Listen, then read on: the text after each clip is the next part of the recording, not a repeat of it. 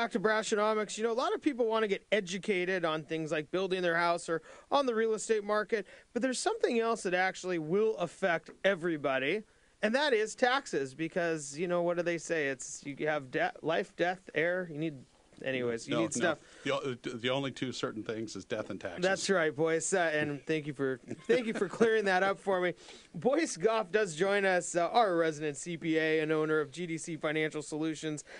So, Boyce, you know, obviously there's elections coming up, and that's what everybody's got an opinion, and I'd say everybody's probably made decisions no matter what anybody says anymore.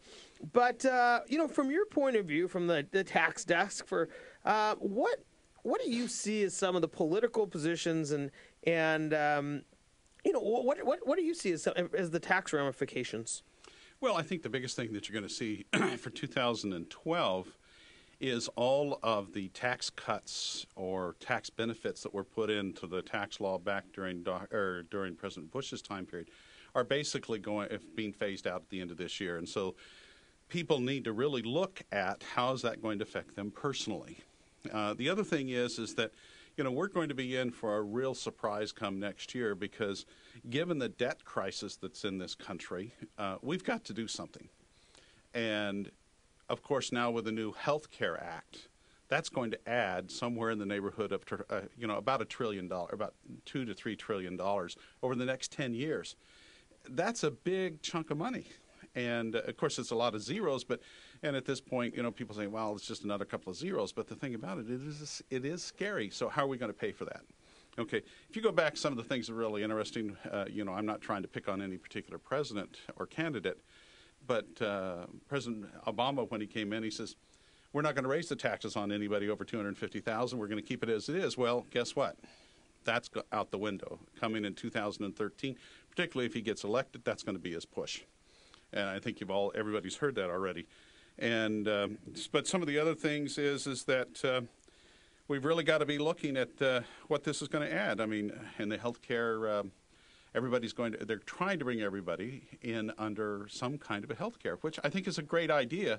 However, we need to be a little more concerned about how it's being put together. Well, you know, you run balance sheets for companies, for individuals. How bad is America's balance sheet? I mean, is it off the charts beyond comprehension?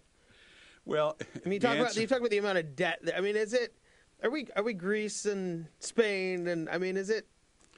Well, I always like to be the positive guy on the block. Sure. But the bottom line here, I mean, and we as Americans have enough ingenuity and enough drive that we can work our way out of this if we'll do it. However, right now, if you came to me and I was a banker and you brought me the U.S.'s financial statement, I just look at you and say, not only no, but heck no, I'm not going to loan you any money because you guys are so far in debt. But the problem is years ago there was a movie called Dave, and he got put in as the president, and he was the lookalike. He was the lookalike, and they brought him in, and then he brought in his CPA to see if they couldn't find something to help with, you know, protecting children. And the guy sat there and looked at it and he said, I can't believe this. You guys are defunct. You know, I think the guy, anyway, Charles Grodin was the guy that was doing that. And it was just, and it's net betting, isn't it? What? Isn't a net betting in it? Yeah. No, not a net betting. Sigourney Weaver, whatever. But let's get back to the fact. But, you know, one of the things that's going to happen with this new Health Care Act, there's going to be a 3.8% tax on all taxable investment income. That's interest, dividends, capital gains, etc. So one of the things you're looking at is if you got a capital gain on your house, there's a tax going to be levied on houses now whenever a house is sold. Now, that all is going to be phased in over time, but it's going to be there. Now, what is the cost? I mean, we got the state of Washington in for an excise tax. We got all the closing costs. We got the commissions. You know, right now it costs you about 10% to sell your house. Yeah, about 9% to sell a house between excise tax, agents, and yeah. I always estimate 10. Now you're talking about the possibility of the 3.8. And, of course, if you sell it for more than a $500,000 gain, you're going to have tax on the capital gains. Now, and that's for all the families that have an income over $250,000. Well, that really covers quite a few of my clients. And, you know, people say, well, golly, you're rich. Well, I can guarantee you ask them what the cost of living is today, most of them will look at you and say, I'm okay, but I'm not rich by any means. What's going to happen? What's the possible outcomes? Well, the penalties aren't really going to be motivating enough for a lot of the businesses to implement or individuals to implement.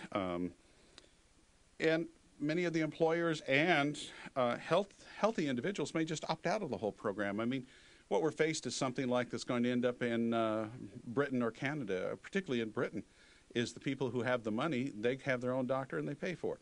They opt out of the program. And so, anyway, and then you're going to have the insurance companies are going to have all kinds of problems with just trying to maintain profitability, especially when you can't exclude prior medical conditions. Go ahead. When you work with individuals, and I mean, we're not a politics show, and I haven't seen the national budget top to bottom, and I don't know that you've studied it either. But there is this element of kind of the funny newspaper. Yeah, right. The comics. But there is this element of controlling what you can control, and I think that's kind of what you're getting at. These taxes are coming, and we are in debt, and we probably need higher taxes, or else the countries could potentially fail. And so you have to control what you can control, I think is what you're getting at. And if you have assets or capital gains or certain things that you can or may need to sell, then knowing what taxes are coming down the line allows you to make decisions now. But I think in the same breath, if you don't have somebody watching these things for you, like somebody like yourself, it's almost impossible to determine when you should do certain things to actually tax plan for the future. Absolutely, and I think that's something that's very, very important is that you do need to tax plan for the future. Because if you don't, I mean, isn't it better to know what you don't know? And how soon would you like to know that so that you can actually do the planning?